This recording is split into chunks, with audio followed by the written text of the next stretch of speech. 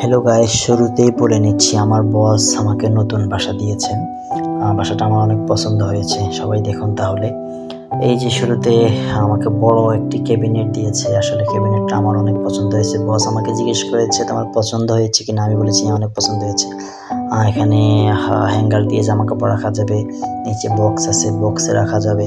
সবচেয়ে সুন্দর বিষয় হচ্ছে যে আমাকে অনেক পড়াশোনা করতে হবে, তার জন্য দেখতে পাচ্ছেন যে ওই ছোট্ট একটা টেবিল এবং একটা চেয়ার আছে রাখার জন্য। এখানে দেখতে পাচ্ছেন যে আমার বেড, আর এটা হচ্ছে আমাদের ড্রয়িং রুম।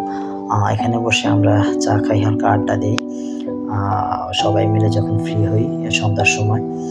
দেখতে পাচ্ছেন যে ছোট্ট একটা সোফা আছে এখানে, আর বাবা আমাকে বারবার ওয়েলকাম জানাচ্ছে। আর এটা হচ্ছে আমাদের কুচিনা, এখানে আমরা রান্নাবাড়া করি। আর এটা হচ্ছে যে ওভেন, পানি গরম করার, যারা বাংলাদেশে আছেন তারা অবশ্যই চিনবেন।